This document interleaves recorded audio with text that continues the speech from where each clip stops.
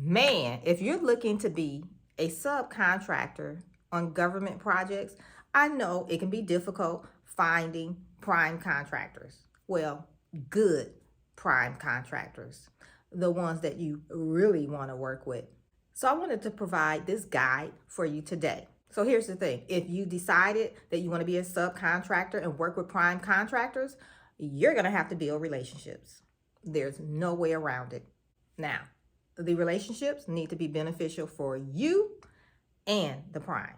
Now, in order to have these relationships, these fruitful, beneficial relationships, you have to be able to find those prime contractors. And that's what we're going to be talking about here in this video today. So you're here, you're watching this video, of course, finding prime contractors, finding contracting opportunities is your thing, which is why you're here watching this video today. So make sure you subscribe to the channel, turn on the notification bell so you don't miss out on any of the videos we drop here on a weekly basis where we talk about government contracting, bidding, proposals, business. This is the place to be. So go ahead, like, subscribe, turn on the notification bell. Now you know what it's all about, right? We talk about you being a subcontractor, finding primes.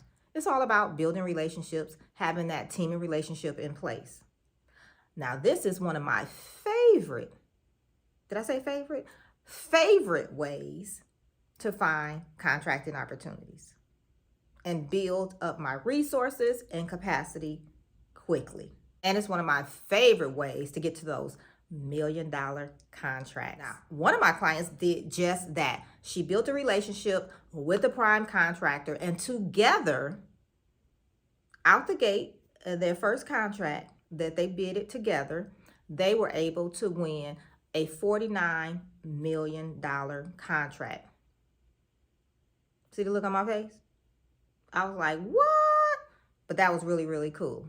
So if they can do it, if I can do it, you can do it too when you find the right relationship that's beneficial. So if you're serious about building relationships and you really want to get to $1 million a year and onto those $1 million contracts, there's a link below where you can learn your best next move. But also see if we're a good fit to work together so that I can walk you through the process step by step, walking you through the 5 phases that you're going to need to go through, as I've done with so many other people. That link will be down below. All right, so let's get to it.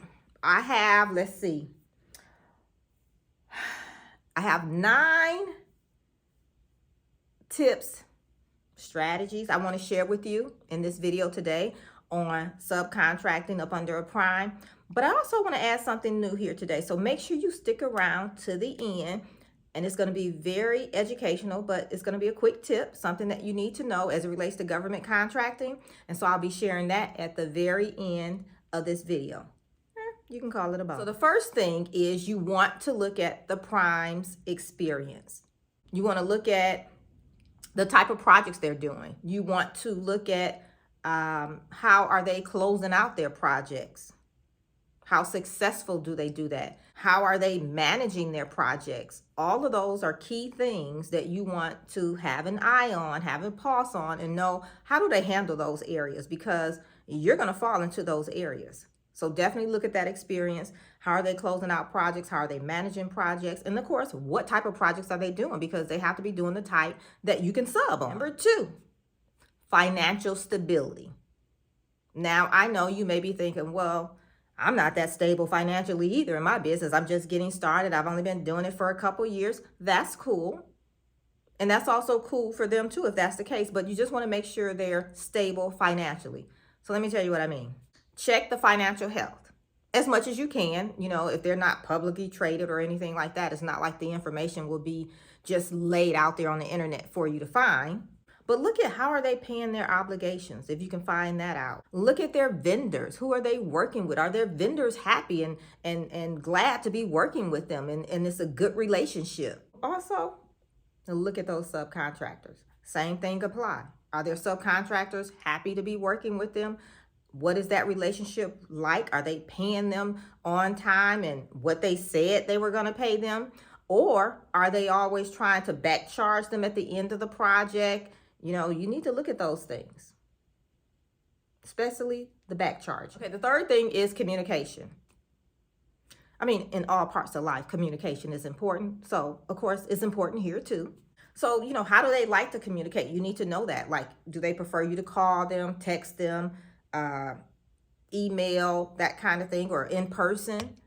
You want to make sure you guys are in alignment on that.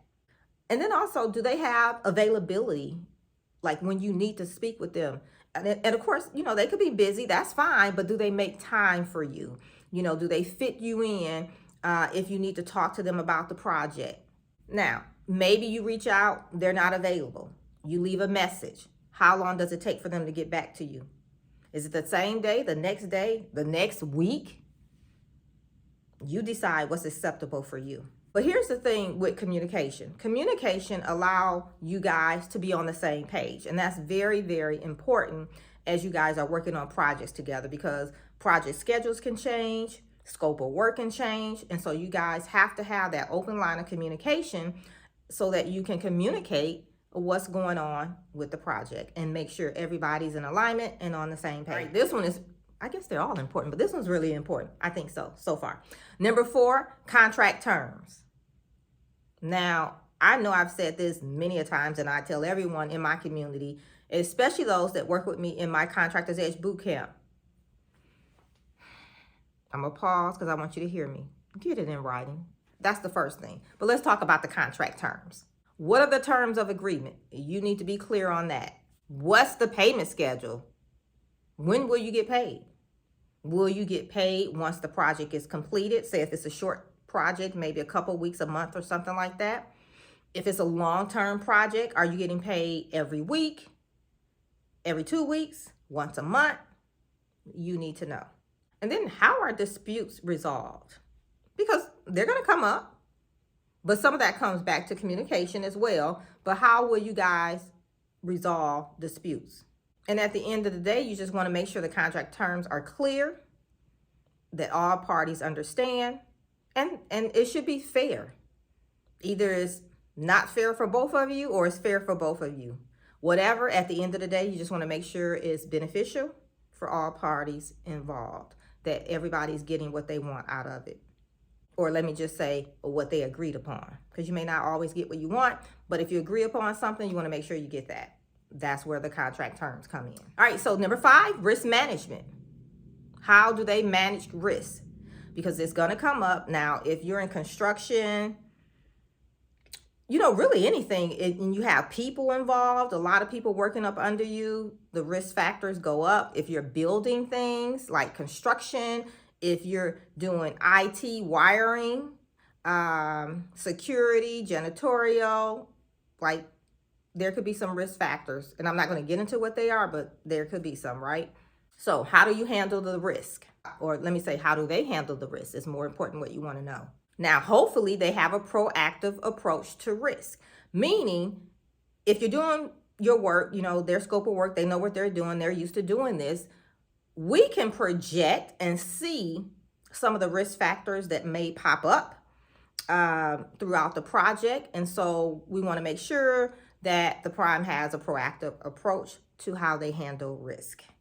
So at the end of the day, identifying the risk and then making sure you're able to mitigate those risks. How do they handle risk? Now, if this is resonating with you, go ahead, give this video a thumbs up, hit the like button. And if you want to, go ahead, you can hit the share button and share it right on out. You don't have to do anything but click share, click whatever platform you want to share it to, and bam, it's gone. Thank you very much. Now I have a question. What would you say is the most important factor when choosing a prime contractor to work with? What's that one important factor that you feel is most important to you? Let me know in the comments. I would love to see what you guys are thinking. And again, there's no right or wrong answer. It's whatever you feel is most important. All right, so number 6, licenses and certifications. Now I'm talking beyond the government certifications that you may get, maybe based on the type of work they provide. There's certain licenses they may have to have or certain certifications they may need to hold. So you just want to make sure they have those things that are required. And then, whatever they're doing, again, within their scope of work, you want to make sure they stay in compliance within their industry standards. All right, number 7 is technology. Technology is always evolving, and it's always great when you can find a company that evolves with the technology, and they don't have to have the latest and greatest, but they are using technology to move them forward. One of the things my company did in the construction area is we were mobile quickly. And so this was back in, long time ago. Early 2000s, I'm gonna say that, okay? So one of the things we did is we made sure we were mobile, even though we did construction, right? We made sure we were mobile, that we can handle things, whether we were in the office or on site. Because in construction, you spend a lot of time on site. And if you're doing work all over the US like we did, you're not always at the home office. So you wanna make sure you're mobile. So technology is very, very important, and especially in this day and age anyway. So you want to make sure you have the technology to communicate how you guys need to communicate.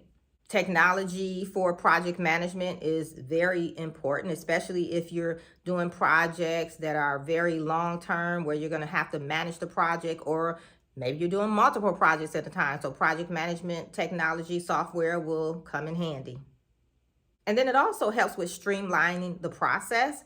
Keep in mind, if you have a lot of subcontractors or employees, independent contractors, whatever you want to label them, other companies you're partnering with, having technology as it relates to project management, even finances like your accounting system,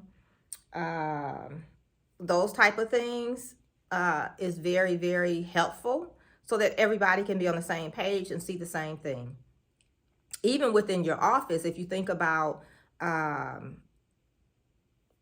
you're talking with clients, so that type of communication, if you have it technology wise versus on pencil and paper, everybody can see the same thing. So if you're out, or maybe the person calls in and gets someone else, they can definitely go into that software, look, see what you guys talked about, and continue that conversation. So technology is very, very important. It helps with the collaboration process, and just assuring everyone is on the same page with the information, scope of work, project, payments, everything. Number 8, safety practices. Okay, this is important too, right?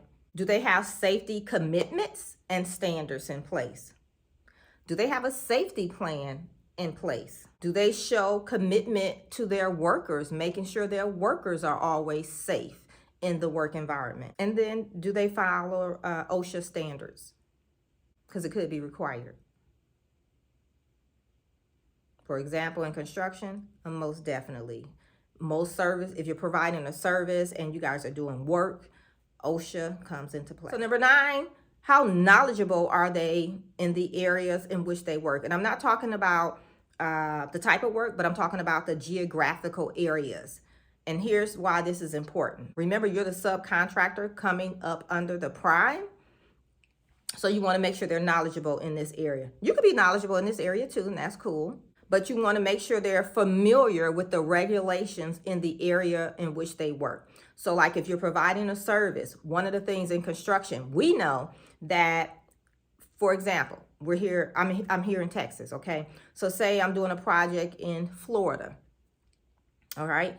I can build everything up. The only thing, well, let me just say, one of the things my company, if it's based here in Texas, is not allowed to do, and I don't have a license in Florida to do this, is connect the electrical wires, meaning to the box with the city. We would have to get someone local in the Florida area to do that, that's licensed there. So knowing the regulations. Also, do they know the suppliers in the area? Do they know subcontractors in the area? If these things are in place and they know these people, suppliers, subcontractors, what the regulations are, it also makes doing the work easier, but also when you first mobilize, it makes the process easier. Now, finding the right prime contractor at the end of the day is about establishing partnering relationships that is mutually beneficial and outrageously profitable. If you find that, you guys can ride that for years, and it'll be beneficial and profitable for everyone involved. And everybody will be happy. but it'll also contribute to the overall success of the project. So again, not only the agency is happy, the contracting team is happy, the prime and their company is happy, you as a sub and your company, everybody's happy. Everybody wins. Now here's the thing. If time is something that you don't have, searching Google still has you a little bit confused, or maybe you've even tried your local PTAC Apex office to get some support on learning how to get into government contracting and getting that first bid done, and you're just not getting the support you feel you need, then I invite you to join us inside the Contractor's Edge Bootcamp. All right, so the bootcamp is there for you, or maybe in the next 90 days, your goal is to get your first bid done, and you don't have time to be wasting running around trying to piece things together, waiting on the PTAC office to get back to you or get an appointment. And it may take you weeks to a month to get an appointment, but the bid is due in less than 30 days, so you can't wait. Come join us in the boot camp. And I'll put the link down below, and it is the Contractor's Edge Boot Camp, but I'll put the link down below for you as well. Now, this is new, so let's get to the word of the week. So I've decided to start adding a word of the week based on what we discuss in the video. So today's word is OSHA, OHSA. Let me read it because I want to give you the definition of OSHA, because we talked about that as being one of the important regulations, making sure your prime is following. So what does OSHA stand for? It's OHSA. It stands for Occupational Safety and Health. So there was an act passed in 1970. So you can do the research, look it up, and learn about it, okay? I can tell you, construction, you guys need to have an OSHA plan in place. All right, so what is OSHA? It was formed to ensure safe and healthful working conditions for workers by setting and enforcing standards and by providing training, outreach, education, and assistance. So there is OSHA training courses that you guys can take. And I'm not even going to list. I know it's the OSHA 300, might be an OSHA 700. I can't remember, but there's different levels to it. But you can take trainings, whether you do it yourself, you have one of your employees do it, or you bring on a certified OSHA person to oversee your OSHA compliance on your projects.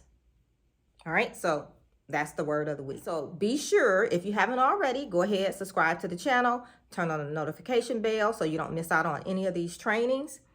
And remember, you're just one contract away. Bye for now.